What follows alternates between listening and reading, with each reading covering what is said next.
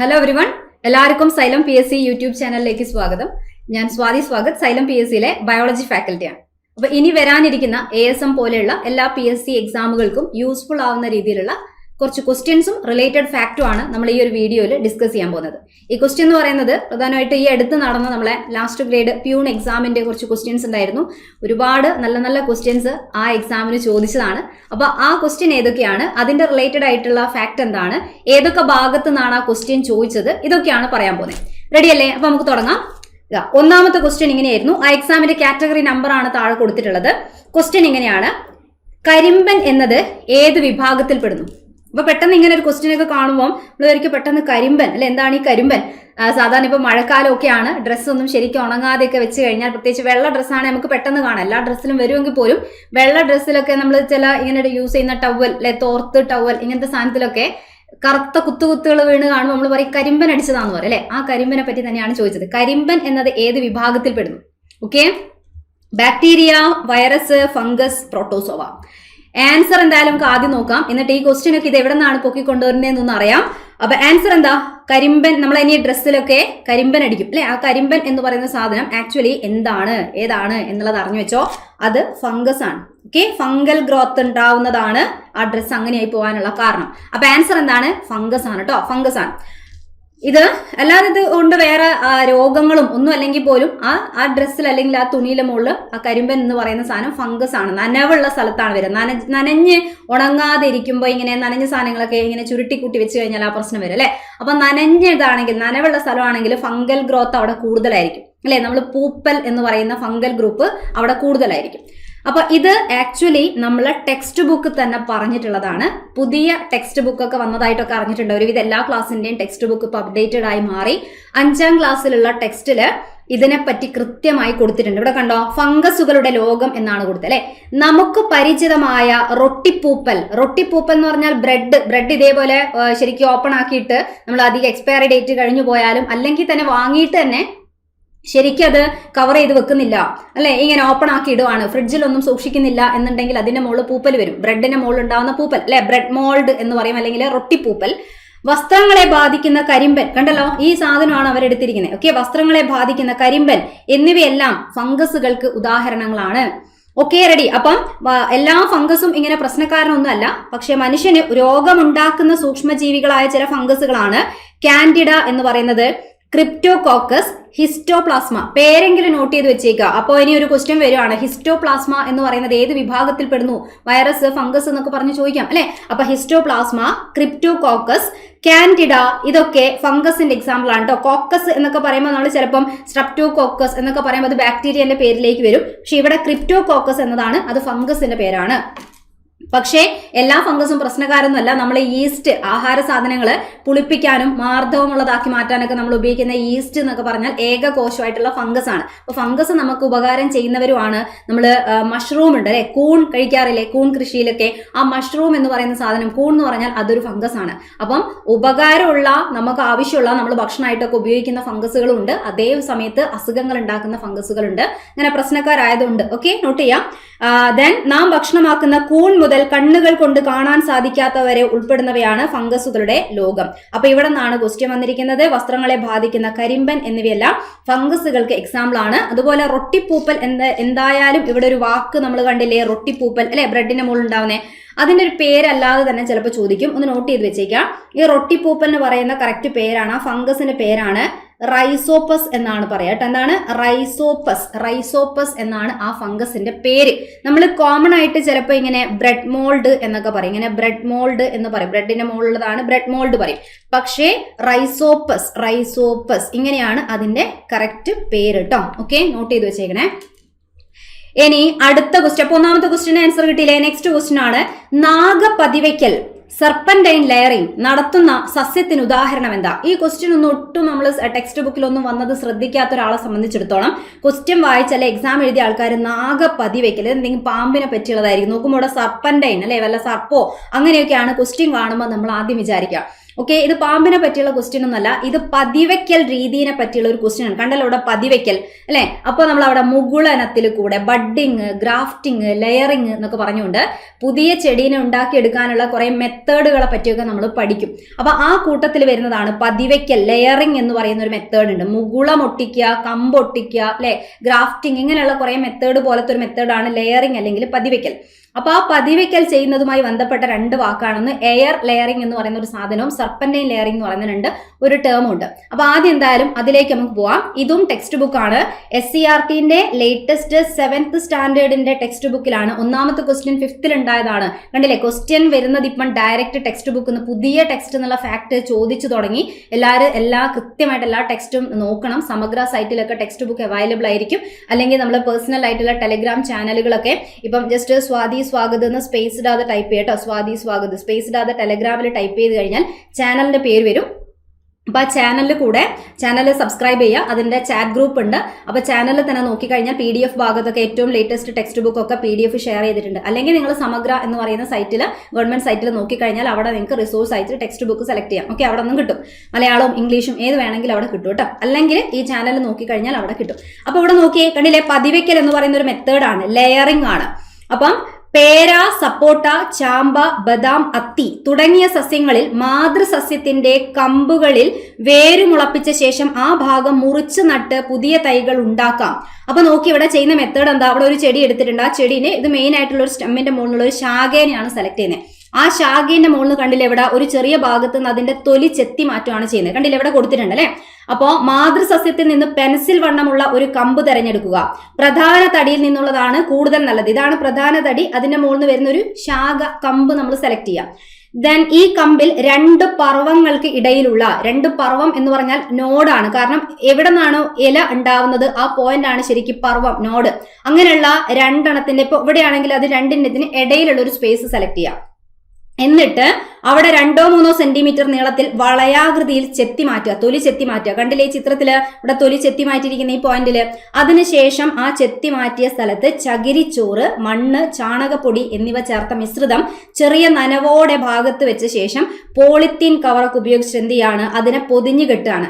അത് നനഞ്ഞു തന്നെ ഇരിക്കണം. ആവശ്യമുണ്ടെങ്കിൽ പിന്നെയും അത് നനച്ചു കൊടുക്കുക. അപ്പൊ ഇവിടെ ഇതൊക്കെ വെച്ചിട്ട് ഈ സ്ഥാനത്ത് വെച്ച് കെട്ടണം. കുറെ ദിവസം കഴിഞ്ഞാൽ നമ്മൾ ചെയ്തതൊക്കെ ഓക്കെയാണ്. 2 മാസത്തിനകം ഈ കെട്ടിവെച്ച ഭാഗത്ത് എന്ത് വരും, അവിടെ നോക്കുക കഴിഞ്ഞാൽ അവിടെ ചെറിയ ചെറിയ വേര് ഇങ്ങനെ വന്നതായിട്ട് കാണാൻ പറ്റും. Okay, ready. അപ്പൊ നമ്മൾ ഒരു ചെടീന്റെ മുകളിൽ അതിന്റെ തൈച്ചെടി ഉണ്ടാക്കിയെടുക്കാനുള്ള കൃത്രിമ രീതിയാണല്ലേ ഇത് ചെയ്യുന്നത് നമ്മള്. അപ്പൊ ധാരാളം വേരുണ്ടാവും. വേര് വന്നു കഴിഞ്ഞാൽ ഇതിന്റെ ഇവിടെ വെച്ച് മുറിക്കുക അല്ലെ. വേര് വന്നതിന്റെ ഇവിടെ നിന്ന് മുറിച്ചാൽ കാര്യമില്ലല്ലോ. വേര് വന്നതിന്റെ താഴെ വെച്ച് മുറിച്ചാൽ അതിനെ പുതിയൊരു ചെടിയാക്കി നമുക്ക് വളർത്തിയെടുക്കാൻ പറ്റും അല്ലെ. 2 മാസത്തിനകം പതിവെച്ച ഭാഗത്ത് ധാരാളം വേരുകൾ ഉണ്ടാകും. വേര് മുളച്ച കമ്പ് പതിവെച്ചതിന് താഴെ മുറിച്ചെടുത്ത് ചെടിച്ചട്ടിയിലോ ഗ്രോ ബാഗിലോ എവിടെ വേണമെങ്കിലും നടാവുന്നതാണ്. വളർന്നു തുടങ്ങിയാൽ പിന്നെ മണ്ണിലേക്ക് മാറ്റാന്നൊക്കെ പറഞ്ഞു കൊടുത്തു അല്ലെ. ചിലപ്പോൾ വലിയ മരമാവുന്ന സാധനമൊക്കെ ആണെങ്കിൽ നമ്മൾ പിന്നെ മണ്ണിലേക്ക് മാറ്റാം. അപ്പൊ പതിവയ്ക്കൽ എന്താണ് എന്ന് ചോദിച്ചാൽ ഈ സ്റ്റെപ്പ് മുഴുവൻ നമുക്ക് ഇങ്ങനെ പറയേണ്ട ആവശ്യമില്ല. ഷോർട്ടാക്കി പറയുകയാണെങ്കിൽ മാതൃസസ്യത്തിന്റെ കമ്പുകളിൽ, കമ്പിന്റെ ഡയറക്റ്റ് കമ്പ് എന്ന് ഉദ്ദേശിക്കുന്നതിന്റെ ബ്രാഞ്ചാണ്, ശാഖ അല്ലെ. അതിന്റെ മുകളിൽ വേര് മുളപ്പിച്ച ശേഷം ആ ഭാഗം മുറിച്ച് നട്ട് പുതിയ തൈകൾ ഉണ്ടാക്കുന്ന രീതിക്ക് പറയുന്ന പേരാണ് പതിവയ്ക്കൽ. അതുപോലെ ഒരു ചെടീന്റെ മുകുളം എടുത്ത് മറ്റൊരു ചെടീന്റെ മുകളിൽ ഒട്ടിച്ചു വെച്ചിട്ടുണ്ടാക്കുകയാണെങ്കിൽ നമ്മൾ മുകുളനം എന്ന് പറയും അല്ലെ. അപ്പൊ ഒരു ചെടീന്റെ ഭാഗം, ഒരു കഷ്ണം മറ്റൊരു ചെടീന്റെ മുകളിൽ നമ്മൾ ഒട്ടിച്ചു വെക്കുകയാണെങ്കിൽ ഗ്രാഫ്റ്റിംഗ് അല്ലെങ്കിൽ കമ്പൊട്ടിക്കൽ എന്ന് പറയും. അതേപോലെ ഇവിടെ ഈ ചെയ്യുന്ന രീതിക്കാണ് നമ്മൾ എന്ത് പറയാ, പതിവയ്ക്കൽ എന്ന് പറയുന്നത്. അപ്പൊ പതിവയ്ക്കലിനെ തന്നെ 2ആയിട്ട് നമ്മൾ ഡിവൈഡ് ചെയ്യാണ്. ഒന്ന് വായുവിൽ പതിവയ്ക്കുക, എയർ ലെയറിംഗ് എന്ന് പറയുന്ന മെത്തേഡും നാഗപതിവയ്ക്കൽ അല്ലെങ്കിൽ സർപ്പന്റൈൻ ലെയറിംഗ് എന്ന് പറയുന്ന ഒരു മെത്തേഡ് ഉണ്ട്. വളരെ സിമ്പിൾ ഫാക്ട് ആണ് കേട്ടോ ഈ പറയുന്നത്. ഒന്ന് ശ്രദ്ധിച്ചേട്ടെ. ഇപ്പൊ നമ്മൾ ഈ ചിത്രത്തിൽ കണ്ടിരിക്കുന്നത് ശരിക്ക് എയർ ലെയറിംഗ് ആണ്. കാരണം കുത്തനെ വളരുന്ന ഒരു ചെടീന്റെ ശാഖേന്റെ മുകളിലാണ് നമ്മൾ ഇതുണ്ടാക്കി വേരുണ്ടാക്കി എടുക്കുന്നെങ്കിൽ അതൊക്കെ എയർ ആണ് അല്ലെ. എയറിൽ തന്നെ പൊങ്ങി നിൽക്കുന്ന ഭാഗങ്ങളാണ്. കുത്തനെ വളരെയാണ് അതിന്റെ കമ്പും വേരുണ്ടാവുന്നതൊക്കെ എയറിലേക്കാണ്, വായുവിലേക്കാണെന്ന് ആലോചിച്ചാൽ മതി. അപ്പം അങ്ങനെ ചെയ്യുന്നുണ്ടെങ്കിൽ കുത്തനെ വളരുന്ന ചെടീനെ മോളെ നമുക്ക് ചെയ്യാൻ പറ്റും. പേര, കശുമാവ്, സപ്പോട്ട, റോസ്, ചാമ്പ, അത്തി, ബദാം ഇതൊക്കെ അത്യാവശ്യം സ്ട്രെയിറ്റ് ആയിട്ട് വളരുന്ന മരങ്ങളല്ലേ. അതിന്റെ മുകളാണ് ചെയ്യുക. അങ്ങനെ ചെയ്യുന്നത് വായുവിൽ പതിവയ്ക്കലിന്റെ എക്സാമ്പിൾ ആണ്. നാഗപതിവയ്ക്കൽ പറയുമ്പോൾ എന്തായാലും പാമ്പിനെ ഓർമ്മിച്ച ആൾക്കാർക്ക് അത് അങ്ങനെ തന്നെ ഓർത്താൽ എളുപ്പമാണ്. പാമ്പ് പോലെ ഇഴഞ്ഞു വളരുന്ന ചെടികളെ സെലക്ട് ചെയ്യാം. ഓക്കെ, ആരാണ്? ഒന്ന് ബോഗെയിൻ വില്ല. ബോഗെയിൻ വില്ല എന്ന് പറഞ്ഞാൽ അതിന് കുറെ ഇങ്ങനെ വളവും തിരിവൊക്കെയാണ് അല്ലെ, അങ്ങനെ ശാഖകള് താഴ്ന്നും ഒക്കെ ഇരിക്കൂലേ അല്ലെ. അപ്പൊ ഇതേപോലെ ഒറ്റ തടിയായിട്ട് വളരുന്നവരല്ല, അല്ലെ, അത് ഇങ്ങനെ ഒരു വളവും തിരിവൊക്കെയാണ്. അതിന് വേണമെങ്കിൽ ഇങ്ങനെ തൂങ്ങിക്കിടക്കുന്ന ശാഖകളൊക്കെ നമുക്ക് കാണാം. മുല്ല, ഓക്കെ, പിച്ചി, കുരുമുളക്. കുരുമുളക് എന്നൊക്കെ പറഞ്ഞാൽ എങ്ങനെയല്ലേ, ഇങ്ങനെ പടർന്നു വളരുന്ന ടൈപ്പാണ്. മുന്തിരി, ജമന്തി, വെറ്റില, ഇങ്ങനെ ഇതിന്റെ അത്ര സ്റ്റിഫായി വളരാത്ത ടൈപ്പ് ചെടികളാണെങ്കിൽ അതിന്റെ മുകളിലാണ് നമ്മൾ ഇങ്ങനെ ഉണ്ടാക്കുന്നതെങ്കിൽ അതിനെയാണ് നാഗപതിവയ്ക്കൽ അല്ലെങ്കിൽ സർപ്പന്റൈൻ ലെയറിംഗ് എന്ന് പറയാം. അപ്പൊ ഇങ്ങനെയുള്ള ചെടീന്റെ മുകളിൽ എങ്ങനെ വെക്കുക വെച്ചാൽ, ഇത് ചിലപ്പോൾ ഈ ചെടിയാണെങ്കിൽ ഇതിന്റെ ശാഖ മണ്ണിലേക്ക് ഇങ്ങനെ വളച്ചു വെച്ചിട്ട് ഈ ഭാഗത്ത് ഈ മണ്ണൊക്കെ ഇട്ട് സെറ്റാക്കും. അപ്പോൾ അവിടെ വേരിങ്ങനെ വരും, എന്നിട്ട് മുറിച്ച് നട്ടിട്ടെടുക്കാം. അതാണ് ശരിക്കും നാഗപതിവയ്ക്കൽ എന്ന് പറയുന്ന മെത്തേഡ്.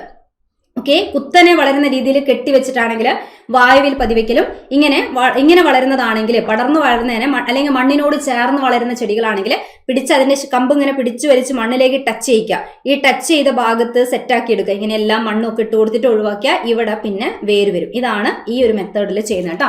അപ്പൊ ക്ലിയർ അല്ലേ? അപ്പൊ ഇനി നോക്കി ആൻസർ എന്താണ്? ഇന്നേ വരെ കേൾക്കാത്ത ആൾക്കാർക്ക് നാഗപതിവയ്ക്കൽ നടത്തുന്ന സസ്യത്തിന് ഉദാഹരണം പേര, ചാമ്പ, റോസ്, കുരുമുളക്. അപ്പൊ ആൻസർ കിട്ടിക്കഴിഞ്ഞാൽ എന്ത് ചെയ്യണം? ഓപ്ഷൻസ് കിട്ടിയാൽ ആലോചിക്കുക, ഇത് കുത്തനെ വളരുന്ന ടൈപ്പാണോ, ഇനി അല്ല കുറച്ച് മണ്ണിലേക്ക് വളർന്ന് ഇങ്ങനെ താഴ്ന്നു വളരുന്ന ടൈപ്പാണോ? ഈ കൂട്ടത്തിലാരാ? യെസ്, നമ്മളെ കുരുമുളകാണ് ആൻസർ. കിട്ടിയില്ലേ? സിമ്പിൾ ആണ് അല്ലെ. ഇതെന്താണെന്ന് മനസ്സിലായി കഴിഞ്ഞാൽ സിമ്പിൾ ആണ്. ഇതൊക്കെ ടെക്സ്റ്റ് ഉള്ളതാണ്, അതാണ് ടെക്സ്റ്റ് പഠിക്കണം എന്ന് പറയുന്നത്. ഓക്കെ, പുതിയ ടെക്സ്റ്റ് നന്നായിട്ട് നോക്കുക കേട്ടോ. അപ്പൊ ആ ക്വസ്റ്റ്യനുമായി ഇനി അടുത്ത് നോക്കുക. മനുഷ്യ ശരീരത്തിൽ ആന്തര സമസ്ഥിതി പാലനത്തെ സഹായിക്കുന്ന മസ്തിഷ്കത്തിന്റെ ഭാഗം. ഇത് പുതിയ ടെക്സ്റ്റിലും പഴയ ടെക്സ്റ്റിലും ഒക്കെ ഉള്ളതാണ്. നമ്മൾ മസ്തിഷ്കത്തിനെ കുറിച്ച് ബ്രെയിനിന്റെ ഭാഗങ്ങളൊക്കെ പരിചയപ്പെട്ട ഒരാൾക്ക് ഇത് എന്തായാലും അറിയേണ്ട ക്വസ്റ്റ്യൻ ആണ്. ആൻസർ എന്താ? ഹൈപ്പോ തലാമസ് ആണോ? Thalamus, cerebrum, cerebellum, hypo thalamus അല്ലെ, ഹൈപ്പോ തലാമസ്. അതുപോലെ ശ്രദ്ധിക്കേണ്ടത് പുതിയ ടെക്സ്റ്റിലൊക്കെ ഇംഗ്ലീഷ് വാക്ക് കുറച്ചും കൂടെ കൂടുതലായിട്ട് ഉപയോഗിച്ച് തുടങ്ങി. പല മലയാളം വേർഡും ഇങ്ങനെ കംപ്ലീറ്റ് മലയാളത്തിലേക്ക് മാറ്റാതെ മംഗ്ലീഷ് ആക്കിയിട്ടൊക്കെയാണ് ടെക്സ്റ്റിൽ. അപ്പൊ ഇംഗ്ലീഷ് വാക്കും കൂടെ ബ്രാക്കറ്റ് കൊടുത്തതൊക്കെ ഉണ്ടെങ്കിൽ വായിച്ച് പഠിക്കുക കേട്ടോ. ആന്തര സമസ്ഥിതി പാലനം, ഹോമിയോസ്റ്റാസിസ് എന്നാണ് മലയാളത്തിൽ പറയാ. അപ്പോൾ നമ്മുടെ ഉള്ളിൽ നടക്കുന്ന എല്ലാ കാര്യങ്ങളും അല്ലെ, അതിനെയൊക്കെ നിയന്ത്രിക്കുക. ഹോർമോണിനെ നിർമ്മിക്കാനുള്ള കാര്യങ്ങളൊക്കെ ചെയ്യുക അല്ലെ. എല്ലാ നായക ഗ്രന്ഥിയായ പിറ്റ്യൂട്ടറി ഗ്രന്ഥിയെയും നിയന്ത്രിക്കുന്ന മസ്തിഷ്ക ഭാഗമാണ് നമ്മളെ ഹൈപ്പോതലാമസ്. അധിനായക ഗ്രന്ഥി അല്ലെങ്കിൽ മാസ്റ്റർ ഓഫ് മാസ്റ്റർ ഗ്ലാൻഡ് എന്നൊക്കെയാണ് ഇയാളെ പറയുന്നത്. അപ്പൊ ഇവരെ ഏറ്റവും മുകളിൽ പറയുന്നത് പോലെയാണ് മറ്റുള്ള ഗ്രന്ഥികളൊക്കെ പ്രവർത്തിക്കുന്നത്. നായക ഗ്രന്ഥിയായ പിറ്റ്യൂട്ടറിന്റെ പോലും കൺട്രോൾ ആരെ കയ്യിലാണ്? ഇവരെ കയ്യിലാണ്. അപ്പൊ ഇതാണ് എല്ലാ പ്രവർത്തനത്തിനെ നിയന്ത്രിക്കുകയാണ് അല്ലെ. അപ്പൊ അങ്ങനെ ആന്തര സമസ്ഥിതി പാലനത്തിന് സഹായിക്കുന്ന ഭാഗം ഹൈപ്പോതലാമസ് എന്ന് പറയുന്നതാണ്. അങ്ങനെ ഓരോ ഭാഗത്തിന് റിലേറ്റഡ് ആയിട്ടും കൊടുത്ത ഫങ്ഷൻസ് ഒക്കെ കൃത്യമായി നോക്കുക. സെറിബ്രം ഉണ്ട്, സെറിബെല്ലം, തലാമസും ഹൈപ്പോതലാമസും ഏതിനെ വേണമെങ്കിലും ക്വസ്റ്റ്യൻ നമ്മളോട് ചോദിക്കാം. സെറിബ്രം ഒക്കെ പഠിച്ച പോയിന്റാണ്. ഏറ്റവും വലിയ ഭാഗമാണ് സെറിബ്രം അല്ലെ, ബ്രെയിനിലെ ഏറ്റവും വലിയ ഭാഗമാണ്. ഏറ്റവും പുറമെ കാണുന്ന ഭാഗത്തിനെ ഗ്രേ മാറ്റർ എന്നും അല്ലെ, അതേപോലെ തന്നെ നോക്കുക, ഗ്രേ മാറ്റർ കാണുന്ന ആ പുറം ഭാഗത്തിനെ നമ്മൾ കോർട്ടെക്സ് എന്ന് പറയാറുണ്ട്. വൈറ്റ് മാറ്റർ കാണുന്ന ഭാഗത്തിനെ നമ്മൾ മെഡുല്ല എന്നാണ് പറയാം. അപ്പോ നോക്കുക, വൈറ്റ് മാറ്റർ എന്നൊക്കെ പറയുമ്പോൾ അവിടെ ആക്സോണിന്റെ മുകളിൽ മയലിൻ ഷീത്തോട് കൂടിയ ആക്സോൺ ഉള്ളിലേക്കാണ്. അതുകൊണ്ടാണ് വൈറ്റ് മാറ്റർ, ആ ഭാഗം മെഡുല്ല എന്നൊക്കെ പറയുന്നത്. ഫംഗ്ഷൻ ഒക്കെ നോക്കുക, പഴയ ടെക്സ്റ്റ് ഒന്നും കുറച്ചും കൂടെ അപ്ഡേഷൻസ് ഒക്കെ കൊടുത്തിട്ടുണ്ട്. പഴയ ടെക്സ്റ്റിൽ ഇങ്ങനെയൊന്നുമില്ല. പ്രശ്ന പരിഹാരം ഇതൊന്നുമില്ല. പ്രശ്ന പരിഹാരം, ആസൂത്രണം ഒക്കെ ഐച്ഛിക ചലനങ്ങൾ ഉള്ളതാണ്. എന്ന് വെച്ചാൽ നമ്മളെ നിയന്ത്രണത്തിലുള്ള ചലനങ്ങൾ ഇതിലൊക്കെ മുഖ്യ പങ്ക് വഹിക്കുന്നു. പഴയ ടെക്സ്റ്റ് ഇതാണുള്ളത്. ഓർമ്മ, ബുദ്ധി, ചിന്ത, ഭാവന എന്നിവയുടെ കേന്ദ്രം. ഓക്കെ, അപ്പൊ അതിന്റെ കൂടെ പ്രശ്ന പരിഹാരം, ആസൂത്രണം എന്നൊക്കെ കൊടുത്തിട്ടുണ്ട്. അതൊക്കെ സെറിബ്രത്തിന്റെ ഫങ്ഷൻസ് ആണ് കേട്ടോ. അതേപോലെ നോക്കുക, വിവിധ ഇന്ദ്രിയ അനുഭവങ്ങൾ ലഭ്യമാക്കുന്നു. നമ്മളെ കണ്ണും മൂക്കും ചെവിയൊക്കെ ആണെങ്കിൽ എല്ലാ ഭാഗത്തു നിന്നുള്ള കാര്യങ്ങൾ അങ്ങോട്ടാണ് മെയിൻ ആയിട്ട് പോവുക. അപ്പൊ സെറിബ്രം ആണ് ഏറ്റവും വലിയ ഭാഗം അല്ലെ. ഇനി സെറിബ്രം കഴിഞ്ഞാൽ സെറിബെല്ലം ഉണ്ട്. വലിപ്പത്തില് 2ാം സ്ഥാനത്താണ് സെറിബെല്ലം ഉള്ളത്. സെറിബ്രത്തിന് പിന്നിലായിട്ട് അല്ലെ, എവിടെയായിട്ട് എങ്ങനെയാണ്? താഴെയായിട്ട്, പിന്നിൽ താഴെയായിട്ടാണ് കാണപ്പെടുന്നത്. ഈ ഒരു ഭാഗമാണ് സെറിബെല്ലം എന്ന് പറഞ്ഞാല്. പിന്നെ ഇവിടെ എന്താ? പേശി പ്രവർത്തനം ഏകോപിപ്പിക്കുക, ശരീര തുലന നില. ഇത് സ്ഥിരമായിട്ട് എപ്പോഴും ചോദിക്കുന്നതാണ്, ശരീര തുലന നില.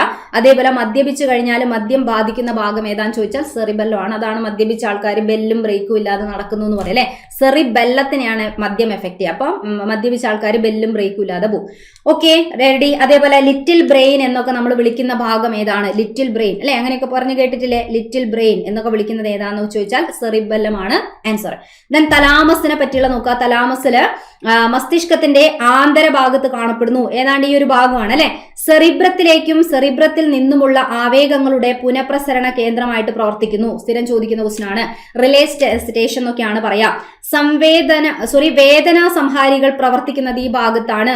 ഇത് നമ്മൾ പഠിക്കാറുണ്ടെങ്കിൽ ആദ്യം ടെക്സ്റ്റിൽ ഇല്ല, പക്ഷെ ഇപ്പം അത് ആഡ് ചെയ്തിട്ടുണ്ട്. നമ്മൾ പെയിൻ കില്ലർ ഒക്കെ കഴിച്ചാൽ, വേദന മാറാനുള്ള പെയിൻ കില്ലർ ഒക്കെ കഴിച്ചാൽ എഫക്ട് ചെയ്യുന്ന ഭാഗം ഇവിടെയാണ്. അപ്പൊ കുറച്ചു നേരത്തേക്ക് വേദനയ്ക്ക് കാരണമായ കാര്യത്തിനെ ഇങ്ങോട്ട് കടത്തിവിടാതിരിക്കും. ഇവിടെ എത്താത്തിടത്തോളം കാലം നമുക്ക് എന്ത് അറിയില്ല, വേദനയൊന്നും തിരിച്ചറിയാത്തൊരവസ്ഥ ഉണ്ടാവും. അപ്പൊ ഇതാണ് തലാമസ്. പ്രധാനപ്പെട്ട ഒരു വേദന തലവേദനയല്ലേ, അപ്പൊ അങ്ങനെ ആലോചിച്ചാൽ മതി. അപ്പൊ വേദന സംഹാരി തലവേദന, തലാമസ് അങ്ങോട്ട് കിട്ടാം. ഹൈപ്പോ തലാമസ് കണ്ടില്ലേ, ഏതാണ് ഇവിടെ ആന്തര സമസ്ഥിതി പാലനത്തിന് സഹായിക്കുന്ന. ഈ ക്വസ്റ്റ്യൻ ആണ് ചോദിച്ചത്. അതേപോലെ ശരീരോഷ്മാവ്, വിശപ്പ്, ദാഹം, വികാരങ്ങൾ, ചിലപ്പോൾ വികാരങ്ങൾ എന്നുള്ളതിന് ലൈംഗികാസക്തി എന്ന് പറയാറുണ്ട്, തുടങ്ങിയ വിവിധ ശാരീരിക പ്രവർത്തനങ്ങളെ നിയന്ത്രിച്ച് ആന്തര സമസ്ഥിതി പാലനത്തിന് സഹായിക്കുന്ന ഹൈപ്പോ തലാമസ് ആണ്. ഓക്കെ, ഇനി ഇവിടെ രണ്ട് പുതിയ ഭാഗം mid brain, pons, medulla oblongata എന്ന് പറഞ്ഞ് ആഡ് ചെയ്തിട്ടുണ്ട്. ഇത് ചിലപ്പോൾ നമുക്ക് അറിയാവുന്നതായിരിക്കും. അനൈശ്ചിക പ്രവർത്തനങ്ങളെ നിയന്ത്രിക്കുക, ഹൃദയസ്പന്ദനം, ശ്വാസോച്ഛ്വാസം, ഛർദി, ചുമ, തുമ്മൽ. ഹൃദയസ്പന്ദനവും ശ്വാസോച്ഛ്വാസം ആദ്യമുള്ളതാണ്. ഓക്കെ, ഈ പോയിന്റ് നമ്മൾ പറയാറുണ്ടെങ്കിൽ പോലും ചിലപ്പോൾ ടെക്സ്റ്റിൽ കണ്ടില്ലെങ്കിൽ എക്സ്ട്രാ പറയാറുണ്ടായിരുന്നു ക്ലാസ്സിലൊക്കെ. ഇപ്പൊ ആഡ് ചെയ്തിട്ടുണ്ട്. ഛർദി, ചുമ, തുമ്മൽ, ഇതൊക്കെ നമ്മളെ നിയന്ത്രണമല്ല. ഛർദി, ഫീല്, ചുമ ഒക്കെ വന്നാൽ നമുക്ക് എത്ര നേരം ഹോൾഡ് ചെയ്ത് വെക്കാൻ കഴിയില്ല അല്ലെ. തുമ്മലൊക്കെ വന്നാൽ ഒരുപാട് നേരം നമുക്ക് ഹോൾഡ് ചെയ്യാൻ കഴിയില്ല. അപ്പൊ ഒന്നും നമ്മളെ കൺട്രോളല്ല. അതുകൊണ്ട് അനൈശ്ചിക പ്രവർത്തനങ്ങളെ നിയന്ത്രിക്കുന്നത് മെഡുല്ല ഒബ്ലോങ്കേറ്റ. ഈ മെഡുല്ല ഒബ്ലോങ്കേറ്റൻ ഇവിടെ കാണിച്ചിട്ടുണ്ട്. അപ്പൊ നോക്കി, മെഡുല്ല ഒബ്ലോങ്കേറ്റന്റെ തൊട്ട് മുകളിലായിട്ട് വരുന്ന ഈ ഒരു ഭാഗത്തിനെ പോൺസ് എന്നാണ് പറയാം. പോൺസ്. അപ്പൊ നോക്കുക, പോൺസ് എന്ന് പറയുമ്പോൾ ഇതൊക്കെ ഒരു ഹയർ സെക്കൻഡറി ഫാക്ട് ആയിരുന്നു ആദ്യം. ഇപ്പൊ നമ്മള് 10ാം ക്ലാസ്സിന്റെ ലെവലിലേക്ക് കൊണ്ടുവന്ന ഫാക്ട് ആണ് കേട്ടോ. അപ്പൊ എന്തായാലും നോക്കുക, കണ്ണിലും മുഖത്തുമുള്ള പേശികളുടെ പ്രവർത്തനത്തെ ഏകോപിപ്പിക്കുന്നു, ശ്വാസോച്ഛ്വാസ നിരക്കിനെ നിയന്ത്രിക്കുന്നു. എന്ന് പറഞ്ഞാൽ ശ്വാസോച്ഛ്വാസത്തിന് മെയിൻ കൺട്രോൾ മെഡുല്ല ഒബ്ലോങ്കേറ്റന്റെ അടുത്ത്. അപ്പൊ ആ നിരക്കിനെ നിയന്ത്രിക്കാൻ ഇയാളുടെ കൂടെ പ്രവർത്തിക്കുന്ന ആളാണ് പോൺസ്. തൊട്ട മുകളിലുള്ള ഭാഗമാണ് അല്ലെ. അപ്പൊ നോക്കുക, കണ്ണിലും മുഖത്തുമുള്ള പേശി, നമ്മൾ പോൺസ് പൗഡർ ആലോചിച്ചാൽ മതി. പോൺസിന്റെ പൗഡർ എടുത്തിട്ട് നമ്മൾ കണ്ണിലും മുഖത്തും ഇവിടെ ഇടൂലേ, കണ്ണിലില്ലെങ്കിലും മുഖത്തൊക്കെ ഇടൂലേ, അവിടെയുള്ള പേശികളെ മുകളിലാണ് ഇടുന്നത് അല്ലെ പൗഡർ. അപ്പം കണ്ണിലും മുഖത്തുമുള്ള പേശികളുടെ പ്രവർത്തനത്തെ എന്ന് പറയുമ്പോൾ പോൺസ് പൗഡർ ആലോചിക്കുക, അതാണ് ആൻസർ. മിഡ് ബ്രെയിൻ കൊടുത്തിട്ടുണ്ട്. മിഡ് ബ്രെയിൻ എന്ന് പറഞ്ഞാൽ എവിടെയാ, ഇതിന്റെയും തൊട്ട മുകളിലത്തെ ഭാഗം, ഈ ഭാഗം. ഓക്കെ, മധ്യ മസ്തിഷ്കം എന്നാണ് മലയാളത്തിൽ പറയാം. മിഡ് ബ്രെയിൻ എന്ന് പറയും. അപ്പൊ കാഴ്ച, കേൾവി എന്നിവയുമായി ബന്ധപ്പെട്ട സന്ദേശങ്ങൾ പ്രാഥമികമായി വിലയിരുത്തുന്നത് ഇവരാണ്. അപ്പൊ സന്ദേശം വരുമ്പോൾ ആദ്യമായിട്ട് വിലയിരുത്തുന്ന ഇവരാണ്. ഓക്കെ, പിന്നെയാണ് ജ്ഞാനേന്ദ്രിയത്തിൽ എല്ലാ കാര്യങ്ങളും ഇതിലേക്ക് കയറി എങ്ങോട്ട് പോവാ, സെറിബ്രത്തിലേക്കൊക്കെ പോവാ. അപ്പൊ ആദ്യമായിട്ട് വിലയിരുത്തുന്നത് ആരാണ്? ഇവരാണ്. കണ്ണുകൾ, പുരികങ്ങൾ എന്നിവയുടെ ചലനത്തിന് ഇവരെ പ്രധാന പങ്കുണ്ട്. ഓക്കെ, കണ്ണിന്റെയും പുരികത്തിന്റെയും ചലനത്തിന് എന്നാണ് പറഞ്ഞത്. കണ്ണ്, അതേപോലെ മുഖത്തുള്ള പേശീന്റെ പ്രവർത്തനം എന്ന് പറയുമ്പോൾ പോൺസ്. വെറും പേശി പ്രവർത്തനം എന്ന് പറയുകയാണെങ്കിൽ സെറിബെല്ലാണ്. പേശി പ്രവർത്തനം മാത്രം, നമ്മൾ നിൽക്കുക, നടക്കുക, ബാലൻസ്, അതൊക്കെ ആരുടെ കയ്യിലാണ്? സെറിബെല്ലാണ് കേട്ടോ, മാറിപ്പോവരുത്. പേശി പ്രവർത്തനം എന്ന് മാത്രം പറഞ്ഞാൽ സെറിബെല്ലം. കണ്ണിലും മുഖത്തുമുള്ള പേശികളുടെ പ്രവർത്തനം പോൺസ് പൗഡർ ഇടുന്നു. ഓക്കെ, ഇനി കണ്ണ്, പുരികം ഇതൊക്കെയാണെങ്കിൽ മിഡ് ബ്രെയിൻ ആണ്. ഇനി കണ്ണ് എന്ന് പറയുന്ന ജ്ഞാനേന്ദ്രിയായിട്ട് ബന്ധപ്പെട്ട കാര്യങ്ങളൊക്കെ അവസാനം കൺട്രോൾ ചെയ്യുന്നത് ആരാന്ന് ചോദിച്ചാൽ അത് ശരിക്കും നമ്മളെ സെറിബ്രമാണ്. ഓക്കെ, കുറച്ച് മാറ്റങ്ങളുണ്ട്, ശ്രദ്ധിക്കണം.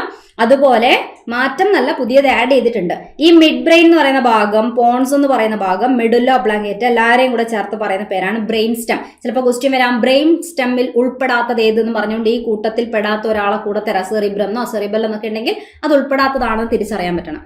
ഓക്കെ, റെഡി, ക്ലിയർ അല്ലേ? അപ്പൊ എനിക്ക് ആൻസർ കിട്ടിക്കാണും, ക്ലിയർ ആണെന്ന് വിചാരിക്കുന്നു. അടുത്തത്, കേന്ദ്ര കിഴങ്ങുവിള ഗവേഷണ കേന്ദ്രം സ്ഥിതി ചെയ്യുന്ന ജില്ല ഏതാണ്? അപ്പൊ ഇതൊക്കെ എത്രയോ കാലം ചോദിക്കുന്നതാണ്. നമ്മളെ ടെക്സ്റ്റ് തന്നെ, പ്രത്യേകിച്ച് 7ാം ക്ലാസ്സിന്റെ ടെക്സ്റ്റ് ബുക്കിലൊക്കെ പഴയ ടെക്സ്റ്റിലും പുതിയ ടെക്സ്റ്റിലും ഒക്കെ ഇതുണ്ട്.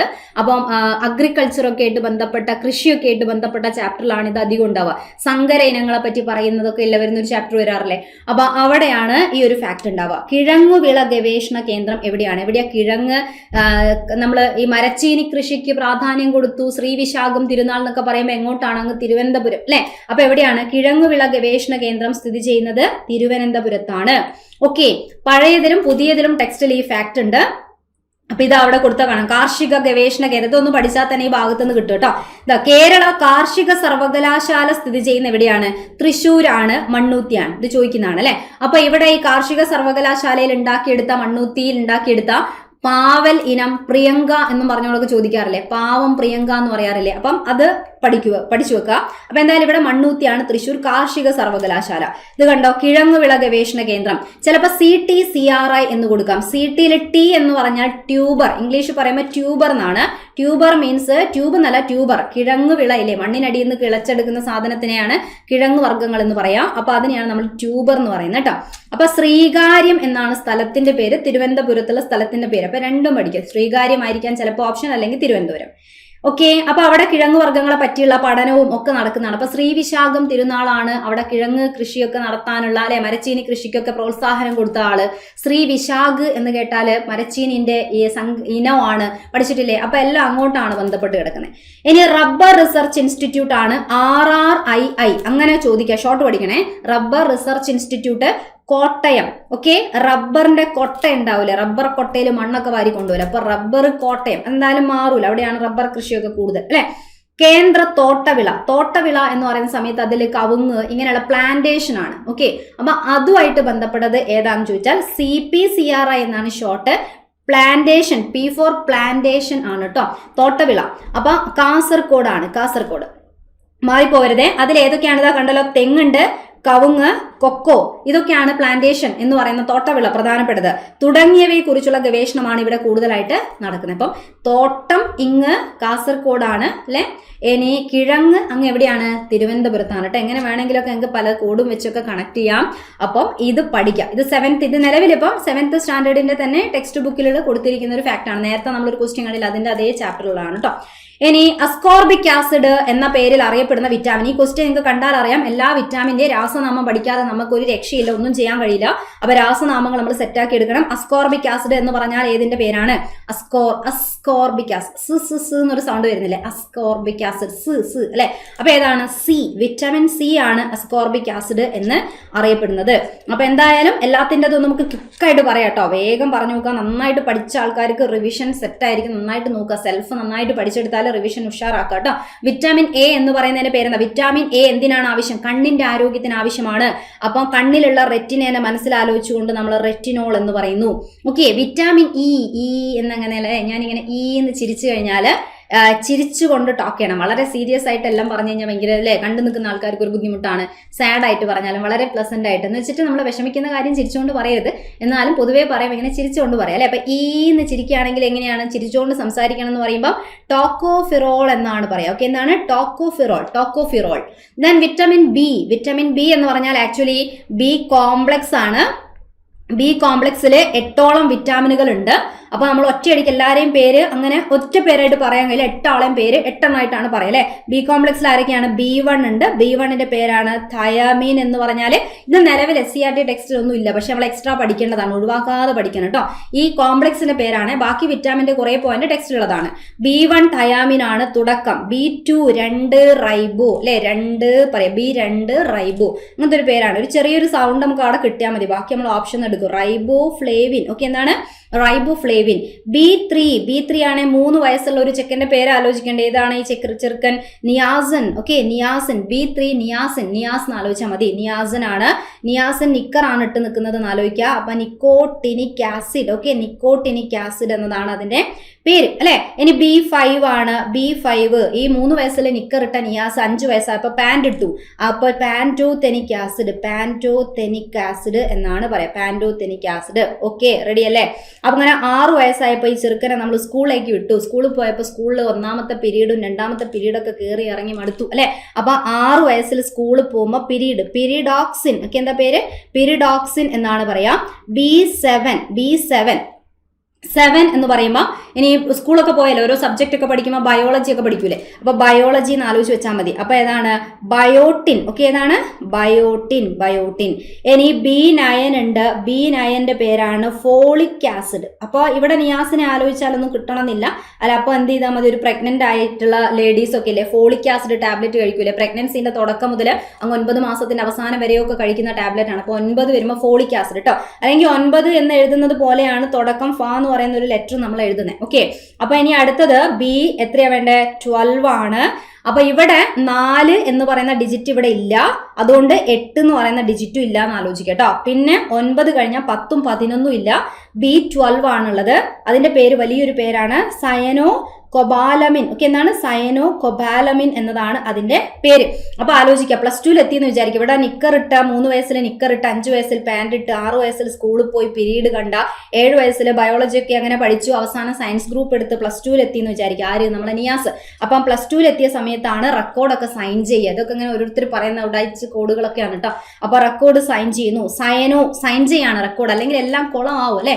അപ്പൊ സയനോ കൊബാലമിൻ എന്നതാണ് B12 സൈൻ ചെയ്യൽ. റെക്കോർഡ് സൈൻ ചെയ്യുക. +1 +2 ഉണ്ടെങ്കിലും +2ലാണ് റെക്കോർഡൊക്കെ സൈൻ ചെയ്യുക. ഓക്കെ, ലാസ്റ്റ് എക്സാമിന്റെ സമയത്ത്. അപ്പൊ സയനോ കൊബാലമിൻ എന്നത് കണക്ട് ചെയ്ത് വെച്ചേക്കാം. ഓക്കെ, റെഡി അല്ലേ? ക്ലിയർ? അങ്ങനെ വിറ്റാമിൻ എ പറഞ്ഞു, ബി കോംപ്ലക്സ് മൊത്തം പറഞ്ഞു, ഇനി ഇ പറഞ്ഞിട്ടുണ്ട്. ഇനി ഇതിൽ പറയാൻ ബാക്കിയുള്ള ഒരു സാധനം എന്ന് പറയുന്നത് വിറ്റാമിൻ ഡിന്റെ പേര്. വിറ്റാമിൻ ഡി എന്ന് പറഞ്ഞാൽ നമ്മളെ എല്ലിനും പല്ലിനും ഒക്കെ ആവശ്യമുള്ളതാണ്. അപ്പൊ അതിന്റെ പേര് കാൽസിഫെറോൾ എന്നാണ് പറയല്. എന്താണ്? കാൽസിഫെറോൾ. ഓക്കെ, പേരെന്താണ്? കാൽസിഫെറോൾ, വിറ്റാമിൻ ഡിന്റെ പേര്. ഇനി വിറ്റാമിൻ കെ പറയാനുണ്ട്. വിറ്റാമിൻ കെന്റെ പേര് കുറെ പഠിച്ചില്ലേ. ഇപ്പൊ വിറ്റാമിന്റെ പേരൊക്കെ പഠിച്ച് നമ്മൾ ആകെ ക്ഷീണിച്ചു. അവസാനം എന്നാ ഇനിയൊന്ന് കിടക്കട്ടെ അല്ലെ, നമ്മൾ പറയില്ലേ ഇനി ഞാൻ കുറച്ച് നേരം ഒന്ന് കിടക്കട്ടെ പറയില്ലേ. അപ്പൊ അതേപോലെ ഒന്ന് കിടക്കട്ടെ, കിടക്കുന്നു. വിറ്റാമിൻ K4 കിടക്കാന്ന് ആലോചിച്ചാൽ മതി. കിടക്കുമ്പോൾ ഒരു തലാണൊക്കെ കിട്ടുകയാണെങ്കിൽ നല്ലതാ അല്ലെ. തലാണൊക്കെ എന്താ ഇംഗ്ലീഷ് പറയാ? പില്ലോ. അപ്പൊ നമ്മളെ പില്ലോ എന്നുള്ളതിനെ ഫില്ലോ. ഓക്കെ, എന്താണ്? ഫില്ലോക്യുനോൺ. ഫില്ലോക്യുനോൺ എന്നതാണ്. അപ്പൊ അവസാനം കെ പഠിച്ചാൽ മതി. അപ്പൊ നമുക്ക് കിടക്കാം. ഓക്കെ, ഫില്ലോക്യുനോൺ എന്നതാണ് വിറ്റമിൻ കെന്റെ പേരുകൾ. Okay, ready? അപ്പൊ രാസനാമം എല്ലാം പറഞ്ഞിട്ടുണ്ട്. ഒറ്റ ഒഴിവാക്കാതെ പഠിച്ചാൽ മാത്രമേ നമുക്ക് രക്ഷയുള്ളൂ. എന്നാലേ ഇനി അങ്ങോട്ട് പിടിച്ചു നിൽക്കാൻ പറ്റുള്ളൂ കേട്ടോ. വിറ്റാമിൻ റിലേറ്റഡ് ആയിട്ടും 6ാം ക്ലാസ്സിന്റെ ടെക്സ്റ്റ് ബുക്കിലൊക്കെ കുറെ കാര്യങ്ങൾ നന്നായിട്ട് എക്സ്ട്രാ ആഡ് ചെയ്തിട്ടുണ്ട്. വേറൊരു ക്വസ്റ്റ്യൻ വരുന്നുണ്ട്, അവിടെ ഞാൻ പറഞ്ഞുതരാം. ഇപ്പൊ നമ്മൾ അടുത്ത ക്വസ്റ്റ്യനിലേക്ക് പോവാണ്. മലമ്പനി രോഗകാരിയായ പ്ലാസ്മോഡിയം ഏത് വിഭാഗത്തിൽ ഉൾപ്പെടുന്നു? രോഗകാരിയായിട്ടുള്ള പ്ലാസ്മോഡിയം ഏത് വിഭാഗത്തിൽ ഉൾപ്പെടുന്നു? ഏത് വിഭാഗത്തിലാ? Bacteria, fungus, protozoa, virus. സ്ഥിരം ചോദിക്കുന്നതാണേ. ടെക്സ്റ്റിൽ കൃത്യമായി കൊടുത്തതാണ്. ഏതാണ് ആൻസർ? ഏതാ? പ്രോട്ടോസോവ വിഭാഗത്തിലാണ്. പ്രോട്ടോസോവയാണ്. ഏത് പ്രോട്ടോസോവ? പ്രോട്ടോസോവ എന്ന് പറഞ്ഞ വിഭാഗത്തിൽ, നമ്മളിപ്പോ ബാക്ടീരിയ എന്ന് പറഞ്ഞാൽ ഏത് ബാക്ടീരിയ ചോദിക്കൂലേ. പ്രോട്ടോസോവ എന്ന് പറഞ്ഞാൽ ഏത് പ്രോട്ടോസോവ? പ്ലാസ്മോഡിയം. പേരെന്താണ്? പ്ലാസ്മോഡിയം എന്നതാണ് ആ പ്രോട്ടോസോവയുടെ പേര്. ഏതാന്ന് ചോദിച്ചാൽ മാത്രം നമ്മൾ അത് എടുത്തു പറഞ്ഞേക്കാം. Okay, ready? എന്തായാലും പഠിക്കണേ, നിർബന്ധമായിട്ടും പഠിച്ചു വെച്ചേക്കാം. ഇത് അവിടെ കൊടുത്തിട്ടുണ്ട്. ഇത് നമ്മളെ ടെക്സ്റ്റിലുള്ളതാണ്. രോഗകാരിയുടെ പേര് പ്ലാസ്മോഡിയം. ഓക്കെ, പ്ലാസ്മോഡിയം എന്ന് പറഞ്ഞാൽ പ്രോട്ടോസോവയിൽ വരുന്ന പ്ലാസ്മോഡിയം. അപ്പൊ അതുണ്ടാക്കുന്ന രോഗമാണേത്? മലേറിയ എന്ന് പറഞ്ഞാൽ. മലമ്പനി എന്നത് മലയാളം, മലേറിയ എന്ന് പറഞ്ഞാൽ ഇംഗ്ലീഷ്. അത്രയേ ഉള്ളൂ. ഓക്കെ, അപ്പോൾ ഈ രോഗത്തിന് ഒരു വാഹകരുണ്ട്. രോഗമുള്ള ഒരാളിൽ നിന്ന് മറ്റൊരാളിലേക്ക് കൊണ്ടുപോകാൻ വാഹകരുണ്ട്. വാഹകർ കൊതുകാണ്. അനോഫിലസ് പെൺകൊതുകാണ് എന്ത് വാഹകരായിട്ട് ആക്ട് ചെയ്യുന്നത്. അനോഫിലസ് പെൺകൊതുക്. അപ്പൊ ഓക്കെ, മലമ്പനി എന്നാണ് പേര്. അനോഫിലസ് ആണ്. അപ്പൊ കൊതുവിന്റെ പേര് മാറിപ്പോതിരിക്കാൻ മല അല്ലെ. മലേന്റെ മുകളിലൊക്കെ ആന ഉണ്ടാവും അല്ലെ. മലയിലല്ലേ ആന, മലേന്റെ സൈഡിലൊക്കെ ഇങ്ങനെ ആന നിൽക്കുന്നതാണല്ലോ ആന. അപ്പൊ അനോഫിലസ് ആണ് മലമ്പനി. ഓക്കെ, ആദ്യതേ ജീവി എന്ന് പറഞ്ഞാൽ ആരാ? മനുഷ്യൻ. നമ്മളെ വന്ന് ആക്രമിക്കും അല്ലെ. മനുഷ്യരിലെ ചില രോഗങ്ങൾ ഏകകോശ ജീവികൾ. അപ്പൊ ഈ പ്ലാസ്മോഡിയം എന്ന് പറഞ്ഞു കഴിഞ്ഞാലും ആക്രമിക്കുന്നൊക്കെ പറഞ്ഞാൽ പോലും ഏകകോശ ജീവികളാണ് ആൾക്കാര്. ഏകകോശ ജീവികളായ പ്രോട്ടോസോവ പകരുന്നവയാണ്. അനേകം വർഷങ്ങളായി മനുഷ്യർ പോരാടിക്കൊണ്ടിരിക്കുന്ന മലമ്പനി അല്ലെങ്കിൽ മലേറിയനെ കുറിച്ച് കേട്ടിട്ടുണ്ടാവും അല്ലെ. പ്ലാസ്മോഡിയം എന്നറിയപ്പെടുന്ന ഏകകോശ ജീവിയാണ് രോഗത്തിന് കാരണം. ഈ പ്ലാസ്മോഡിയത്തിന് തന്നെ ഓരോരോ ടൈപ്പ് ഒക്കെ ഉണ്ട്. ഇപ്പൊ ഇവിടെ കാണുന്ന ഒരു പേര് നിങ്ങൾക്ക് ഇനി വേറൊരു ഓപ്ഷൻ നിങ്ങൾക്ക് കാണാൻ പറ്റും കേട്ടോ. അപ്പൊ നോക്കുക, പ്ലാസ്മോഡിയത്തിന് തന്നെ ഓരോ ടൈപ്പ് ഉണ്ട്. പ്രോട്ടോസോവന്റെ എക്സാമ്പിൾ ആണ് പ്ലാസ്മോഡിയം. പ്രോട്ടോസോവയിലെ ഒരു എക്സാമ്പിൾ ആണ് പ്ലാസ്മോഡിയം. പ്രോട്ടോസോവന്റെ ഒരു ഗ്രൂപ്പിന്റെ പേരാണ്. അവിടെയാണ് പ്ലാസ്മോഡിയം, അമീബ, ഇവരൊക്കെ വരുന്നത് ആ പ്രോട്ടോസോവന്റെ അണ്ടറിൽ വരുന്ന ആൾക്കാരാണ്. ഏകകോശ ജീവി, മർമ്മത്തോടു കൂടി ഏകകോശ ജീവികൾ വരുന്നവരൊക്കെ പ്രോട്ടോസോവന്റെ അണ്ടറിലാണ് നമ്മൾ പഠിക്കുക. അപ്പൊ ഇതിൽ തന്നെ ഓരോ ടൈപ്പ് ഉണ്ട്. പ്ലാസ്മോഡിയത്തിന് തന്നെ വൈവാക്സ് എന്ന് പറയുന്ന ഒരു സാധനമുണ്ട്. പ്ലാസ്മോഡിയം മലേറിയ എന്ന് പറയുന്ന ഒരു കാറ്റഗറി ഉണ്ട്. പ്ലാസ്മോഡിയം ഫാൽസിപാർ എന്ന് പറയുന്ന ഒരു സാധനമൊക്കെ ഉണ്ട്. ഈ കൂട്ടത്തിൽ ശരിക്കും ആരുണ്ടാക്കുന്ന മലമ്പനിയാണ് ഏറ്റവും പ്രശ്നം എന്ന് ചോദിച്ചു കഴിഞ്ഞാൽ ആരുണ്ടാക്കുന്നതാണ്? മാരകമായ മലമ്പനിക്ക് കാരണമാകുന്നത് പ്ലാസ്മോഡിയം ഫാൽസിപാരം ഉണ്ടാക്കുന്നതാണ്. നമ്മൾ പ്ലാസ്മോഡിയം എന്നേ പറയുന്നത്. അപ്പോൾ ഒരു കംപ്ലീറ്റ് സയന്റിഫിക് നെയിമാണ്. പ്ലാസ്മോഡിയം ഫാൽസിപാർ ഉണ്ടാക്കുന്ന മലേറിയാണ് മാരകം. ഓക്കെ, മാലിഗ്നന്റ് ആയിട്ടുള്ള കേസ് എന്ന് പറയുന്നത്. റെഡി? അപ്പൊ ഇവിടെ എന്തായാലും കിട്ടിയില്ലേ? അനോഫിലസ് ആണ് പെൺകൊതുക്, വാഹകർ. അതൊക്കെ സ്ഥിരം ചോദിക്കുന്നതാണ്. കാരണം മന്ത് രോഗം പറയുമ്പോൾ ഏതാണ് രോഗകാരി? മന്ത് ആണെങ്കിൽ കൊതുകിന്റെ പേര് ക്യൂലെക്സ് ആണ് അല്ലെ. ക്യൂലെക്സ്. അപ്പൊ മന്ത് രോഗം വന്നാല് ക്യൂ നിൽക്കാൻ പറ്റൂല, തടിച്ച കാലാണ്. അപ്പൊ ക്യൂ നിൽക്കാൻ പ്രയാസമാണ്. അതുകൊണ്ട് ക്യൂലെക്സ് എന്ന് ആലോചിച്ചാൽ മതി. അല്ലെങ്കിൽ കാലിന് ക്യൂടെക്സ് ഇടുന്നു എന്നൊക്കെ പറഞ്ഞ് ഓർത്ത് വെക്കാറുണ്ട്. അതിനേക്കാളും നല്ലത് മന്ത് വന്നാൽ കാലൊക്കെ ഇങ്ങനെ തടിച്ച് വലുത്. ആ കാലം കൊണ്ട് അയാൾക്ക് ക്യൂ നിൽക്കാൻ ഭയങ്കര ബുദ്ധിമുട്ടാണ്. അപ്പൊ ക്യൂലെക്സ് ആണ് കൊതുക്. ഓക്കെ, മലയാണെങ്കിൽ ആന ഉണ്ടാവും. അപ്പൊ അനോഫിലസ് ആണ് കൊതുക്. ഡെങ്കി, ചിക്കൻ ഗുനിക്ക ആണെങ്കിൽ ഈഡിസ് ഈജിപ്തി എന്ന് പറയുന്ന കൊതുക്. കൊതുകാണ് അവിടെ കാരണം. Okay, ready? അപ്പൊ നോട്ട് ചെയ്ത് വെച്ചേക്ക് ഈ കാര്യങ്ങളൊക്കെ. ഇനി അടുത്ത ക്വസ്റ്റ്യനിലേക്ക് നമുക്ക് പോവാം. ഇതേപോലെ കുറെ ഉണ്ട്, ഓരോ ക്വസ്റ്റ്യൻ റിലേറ്റഡ് ആയിട്ട് നമുക്ക് ഫാക്ട് പറയാം. അടുത്ത കണ്ടോ, വൈഡാൽ പരിശോധന ഏത് രോഗകാരിയെ തിരിച്ചറിയാൻ ഉപയോഗിക്കുന്നത്? ഇതൊക്കെ ഒരേ എക്സാമിലെ ക്വസ്റ്റ്യൻ പേപ്പേഴ്സ് ആണ്. അതാണ് അതിനേക്കാൾ വലിയ കാര്യം. നല്ല ഇഷ്ടം പോലെ ക്വസ്റ്റ്യൻസ് ആണുള്ളത്. വൈഡാൽ പരിശോധന, അപ്പൊ അവിടെ രോഗവും അതിന്റെ ടെസ്റ്റ് പരിശോധന അങ്ങനെയുള്ള കുറച്ച് കാര്യങ്ങൾ സ്ഥിരം ചോദിക്കുന്നത് പഠിച്ചു വെക്കുക. ഇത് ആക്ച്വലി നമ്മളെ ടെക്സ്റ്റ് തന്നെ ഉള്ളതാണ്. ഹയർ സെക്കൻഡറി ലെവൽ ടെക്സ്റ്റ് ബുക്കിലൊക്കെ ഉള്ളതും അല്ലാതെ തന്നെ PSC സ്ഥിരം ചോദിക്കുന്ന ഒരു സ്റ്റാൻഡേർഡ് ക്വസ്റ്റ്യൻ തന്നെയാണ്. വൈഡാൽ ടെസ്റ്റ് ഏത് രോഗകാരിയെ ഏത് രോഗമാണ് എന്ന് ചിലപ്പോൾ നമുക്ക് കിട്ടിയിട്ടുണ്ടാവും. ആ രോഗത്തിന്റെ രോഗകാരിനെ അറിയാത്തതിനെ കൊണ്ട് ആൻസർ ഇല്ലാതെ പോകരുത്. ചെറിയൊരു ഐഡിയ കിട്ടിയാൽ മതി. വൈഡാൽ ടെസ്റ്റ് എന്ന് പറഞ്ഞാൽ ഏതാ രോഗം? ഏതാ? ടൈഫോയിഡ് ആണ്. ഓക്കെ, ടൈഫോയിഡ് രോഗത്തിന് ഉള്ള ടെസ്റ്റ് ആണ് ഏത്? വൈഡാൽ. ആ തിരിച്ചറിയാനുള്ള പരിശോധനയാണ് വൈഡാൽ എന്നാണ് ടെസ്റ്റിന്റെ പേര്. രോഗം ഏതാ? ടൈഫോയിഡ് ആണ്. അതുവരെ കിട്ടി. സാധാരണ അങ്ങനെയാ ചോദിക്കുക. പക്ഷെ ഇവിടെ ട്വിസ്റ്റോട് കൂടി ഈ ഏത് രോഗകാരി, അപ്പൊ ടൈഫോയിഡ് ഉണ്ടാക്കുന്ന രോഗകാരിനെ നമ്മൾ അറിയണം അല്ലെ. ടൈഫോയിഡ് ആണെന്ന് അറിഞ്ഞാലേ രോഗകാരിനെ അറിയാൻ പറ്റും. അത് വേറെ കാര്യം. ഇവിടെ എന്തെങ്കിലും ഒരു ക്ലൂ ഉണ്ടോ? കണ്ടില്ലേ, ടൈഫോയിഡ് കിട്ടുന്നില്ലേ? സാൽമോണല്ല ടൈഫി, അപ്പൊ അത് കിട്ടണം. സാൽമോണല്ല ടൈഫി ആണ് ടൈഫോയിഡ് ഉണ്ടാക്കുന്നത്. അപ്പൊ അതിനെതിരായിട്ടാണ്. ഹീമോഫിലസ് ഇൻഫ്ലുവൻസെ എന്നൊക്കെ കൊടുത്തിട്ടുണ്ട് അല്ലെ. അപ്പൊ അതിൽ നമുക്ക് കിട്ടുക അതല്ല. പ്ലാസ്മോഡിയം ഫാൽസിപാരം കണ്ടോ, പരിചയപ്പെട്ടില്ല. ഇപ്പൊ നമ്മൾ പ്ലാസ്മോഡിയം ഫാൽസിപാരം ആരുണ്ടാക്കുന്ന? മലമ്പനി ഉണ്ടാക്കുന്നതാണ്. ഏറ്റവും മാരകമായ മലമ്പനി ഉണ്ടാക്കുന്നു എന്നൊക്കെ പറഞ്ഞില്ലേ. അപ്പൊ ഈ കൂട്ടത്തിലാണ് വരാം.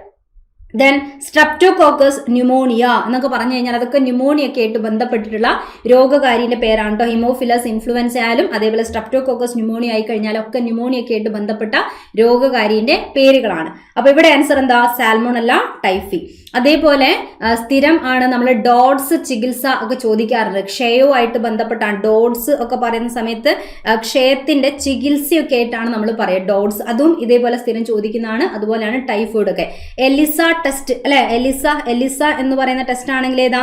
എയ്ഡ്സ് ആണ്. നോട്ട് ചെയ്യാൻ എളുപ്പമാണ്. ELISA AIDS. ചിലപ്പോൾ മലയാളത്തിലാക്കിയിട്ടാണ് ഉണ്ടാവുക. എലിസ മലയാളത്തിൽ കൊടുത്തിട്ടുണ്ടാവും. അപ്പൊ അത് എയ്ഡ്സ് ആണ്. അങ്ങനെ സ്ഥിരം ചോദിക്കുന്ന കുറച്ച് കാര്യങ്ങളുണ്ട്, നോട്ട് ചെയ്യാം. Then next question. അടുത്തത്, രക്തത്തിൽ കാണപ്പെടുന്ന ഫാഗോസൈറ്റിക് കോശം ഏതാണ്? ഫാഗോസൈറ്റിക് കോശത്തിന് മലയാളമായിട്ട് ചിലപ്പം ഭക്ഷക കോശം എന്നൊക്കെ പറയാറുണ്ട്. ഭക്ഷക കോശം എന്ന് പറഞ്ഞാൽ ഇങ്ങനെ രോഗാണുക്കളെ കണ്ടാൽ പിടിച്ചു വിഴുങ്ങുന്ന പരിപാടിക്കാണ് നമ്മൾ ഫാഗോസൈറ്റോസിസ് എന്ന് പറയാം. അത് കാണിക്കുന്ന കോശം ഏതാണ് എന്നാണ് ക്വസ്റ്റ്യൻ. അപ്പൊ അത് കാണിക്കുന്ന കോശം എന്ന് പറഞ്ഞാൽ ശരിക്കും WBCകളാണ്. ശ്വേതരക്താണുക്കൾക്ക് ഒരു 5 ടൈപ്പ് ആൾക്കാരുണ്ട്. ആ 5 ടൈപ്പ് ആൾക്കാരിൽ 2 ടൈപ്പ് ആൾക്കാരാണ് പ്രധാനമായിട്ടും ഇങ്ങനെ രോഗാണുവിനെ കണ്ടാൽ പിടിച്ചു വിഴുങ്ങും. എല്ലാവരും രോഗാണുവിനെ നശിപ്പിക്കും. പല രീതിയിലാണ്. രോഗാണുക്കളെ കണ്ടാൽ പിടിച്ചു വിഴുങ്ങുന്ന ഫാഗോസൈറ്റോസിസ് പരിപാടിയായിട്ട് ബന്ധപ്പെട്ട കോശം ഫാഗോസൈറ്റുകൾ എന്ന് പറയും. അതിന് എക്സാമ്പിൾ 2 പേരാണ്. ഒന്ന് ന്യൂട്രോഫിൽ ആണ്. ആരൊക്കെയാണ് ഇനി മറക്കരുത്? ഒന്ന് ന്യൂട്രോഫിൽ ആണ്, ഒന്ന് മോണോസൈറ്റ് ആണ്. അപ്പോൾ ആകെയുള്ള ശ്വേതരക്താണുക്കളിൽ 5 ടൈപ്പിൽ ഏറ്റവും കൂടുതൽ ടൈപ്പ് എന്ന് പറയുന്നത് ന്യൂട്രോഫിൽ ആണ്.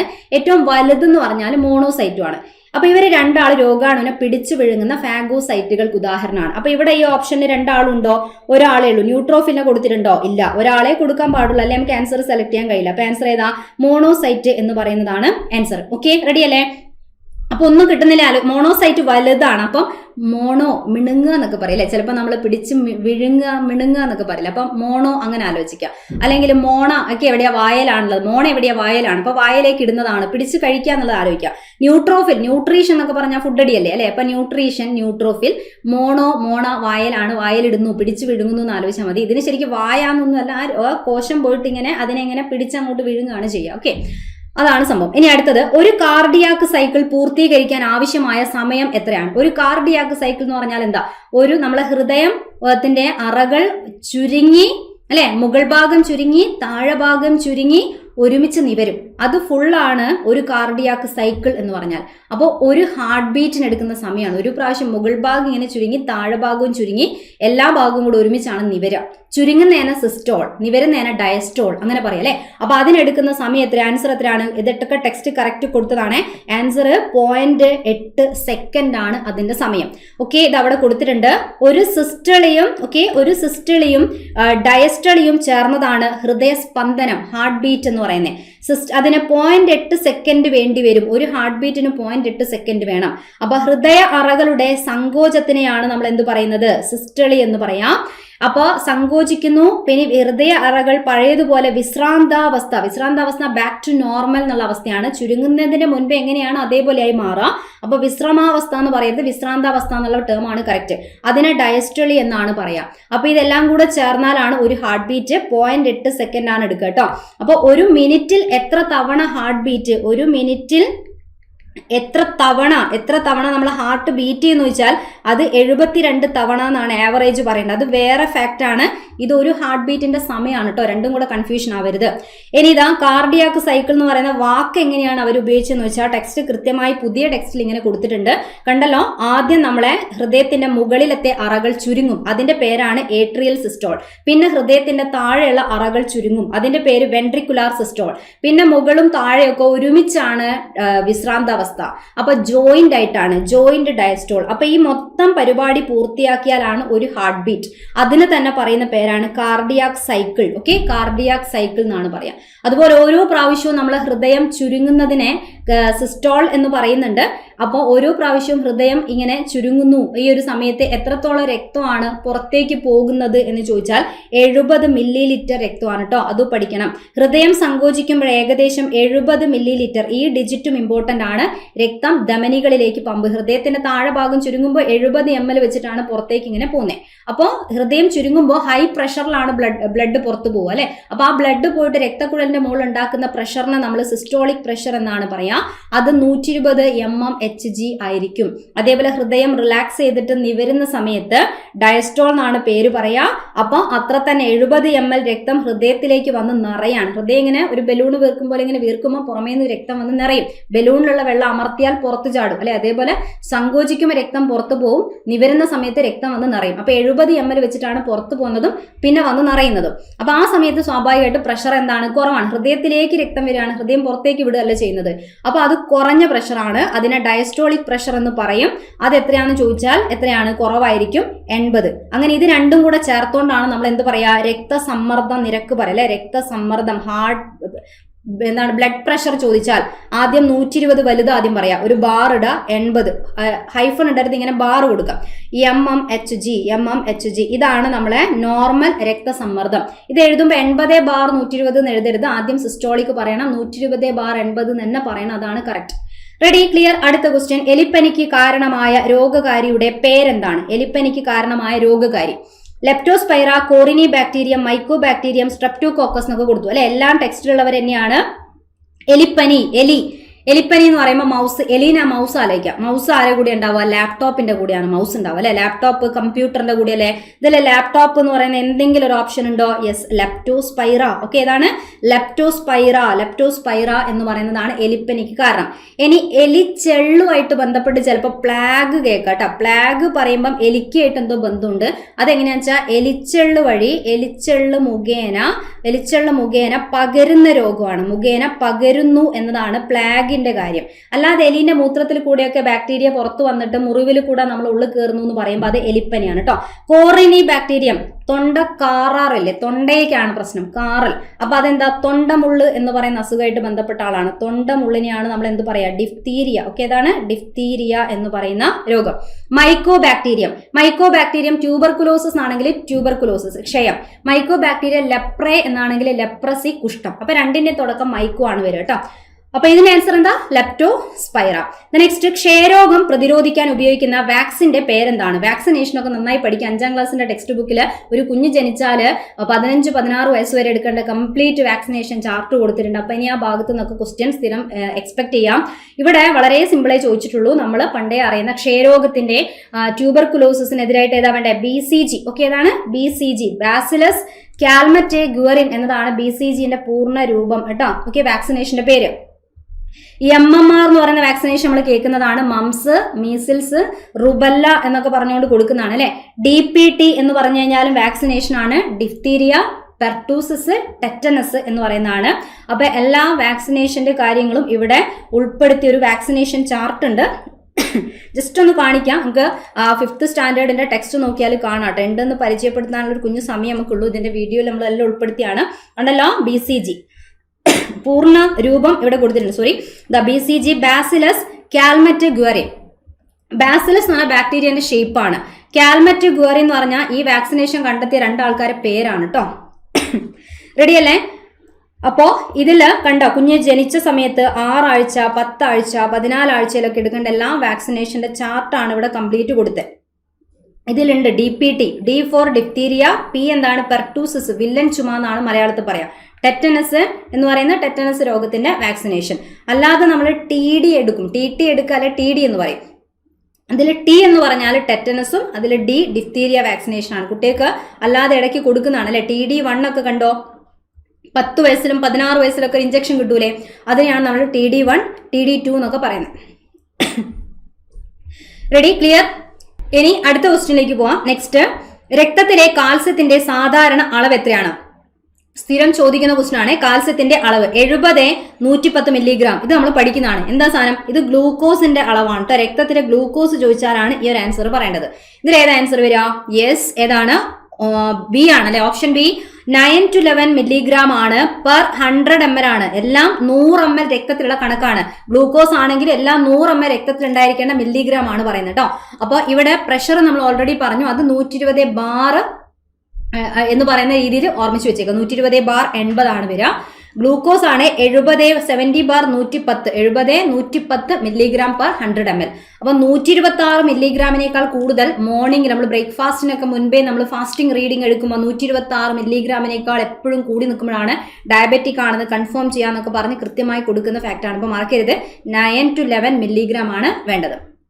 റെഡി, കാൽസ്യത്തിന്റെ അളവ് നിയന്ത്രിക്കാൻ സഹായിക്കുന്ന ഹോർമോണുകളാണ് ഏതൊക്കെ?